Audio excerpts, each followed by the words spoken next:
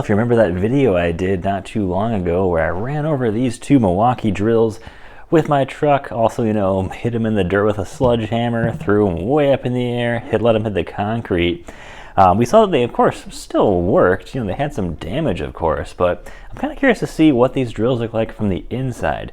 Now, I didn't buy these drills brand new. I bought them used at a pawn shop. I think I got this one on eBay, got this one at a pawn shop.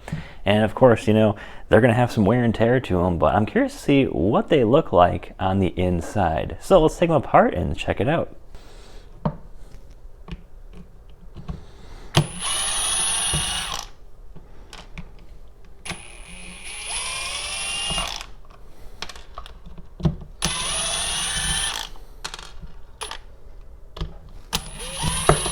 So let's start off with the regular Milwaukee. This is just a regular brushed drill.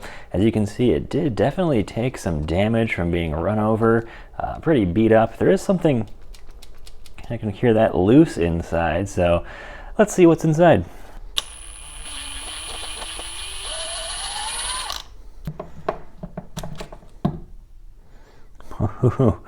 Good amount of dirt here. But as you can see with the casing, there's really not a lot of damage to that outer mold. You see down here where we did get a bit more of the weight of the truck on where the battery compartment was, we do have a nice crack down there. But overall, a lot of the damage here from, this is the part facing down on the cement, that was actually a lot of just superficial damage there. There's not really any real damage in here or cracks on anything. That's pretty nice. So as we can see on the inside, it's quite dirty, of course. It's got some wear and tear, a few loose pieces in here. Overall, not bad though. It did still power up. We do, of course, have a lot of damage to the battery compartment down here, or the battery terminals. The actual, mechanical part here, or the electrical part here, the actual little metal terminals themselves are fine, but that piece where the battery goes in really took a beating down here. But other than that, everything looks like it's pretty well intact. The trigger still works fine. Let's pop the whole thing out now and see how it looks from there.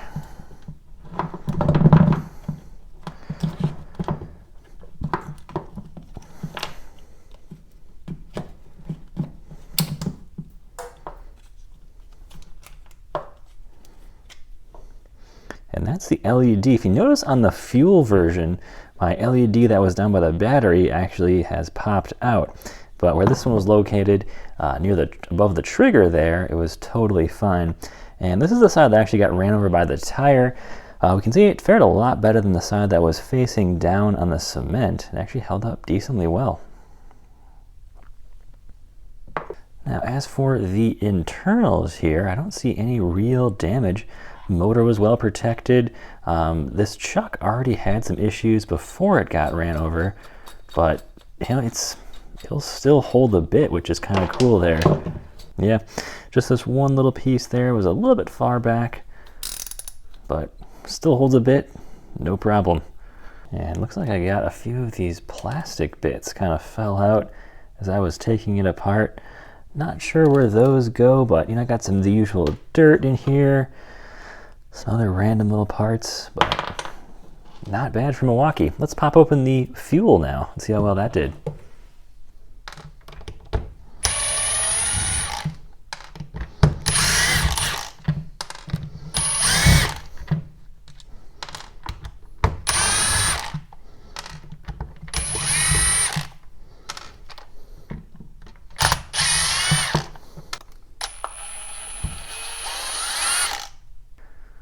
Broke one of these little T10 bits here in my impact. They did not hold up to a lot of abuse.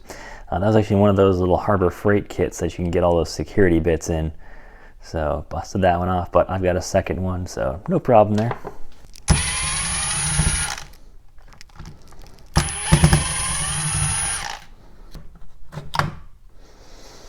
All right, let's check out the outer shell. This is a Gen 3 fuel hammer drill, and this is the side that was up against the concrete there. So we can see, a lot of superficial damage there. This one actually held up a lot better than the brush drill. If you remember in the video, I put the battery pack in each one. It was really hard to get it in the brush drill. The brushless fuel, though, did a lot better. You can see right here where the warranty sticker is with the serial number. That's totally gone. But this thing was made in 2019 here. You can still see that from the serial number. I'm sure the brush one's a lot older, had a lot more abuse to it, but check out that inner shell here. It actually did quite well. The battery compartment seems to, I'm not sure if it's where it got ran over exactly, but or if the battery compartment's a little bit well made in the fuel drills, but it seemed to hold up quite a bit better than the brushless drill. So comparing the internals now to, say, like the brushless drill, we can see a number of differences here. We actually have a heat sink in here, which is pretty interesting. A little bit nicer design, actually quite a bit smaller design as well on the trigger assemblies. And of course the whole motor and chuck assembly in here is quite a bit different as well too. Now I will say the chuck on the fuel drill definitely had some more damage than the brushless. You can see that it's a little bit bent out of shape. Notice how I'm turning it, it gets stuck a little bit right there. And it gets over it, gets stuck a little bit again. So it did get a little bit bent out of shape that I can tell. Let's push it all the way down. It should hold a bit in there. Let's see if I can tighten and lock it.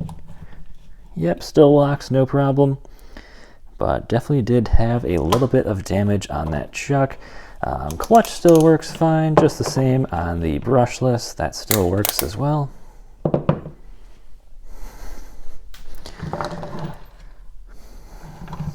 So let's check out the battery terminal. This did about the same as the brushless drill as well too. No real damage down here, but we can tell that it definitely fared a bit better than the brush drill. However, though, that little LED did pop out. I prefer the LED up by the trigger myself in most of my tools, but just Milwaukee did with the fuel, they put it down here just to save space.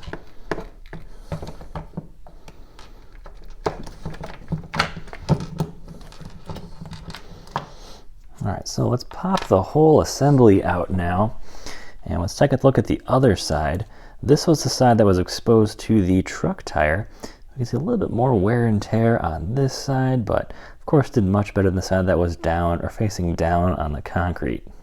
All the electronics look good as well too. I don't see any internal damage or anything. Of course, both these drills still worked. The brushless drill had, or the brush drill had some more issues getting the battery in, but these do a really great job of protecting the internal, especially being crushed by a truck. It's going to have to all that abuse being dropped. They do a really good job of holding up and incredibly durable.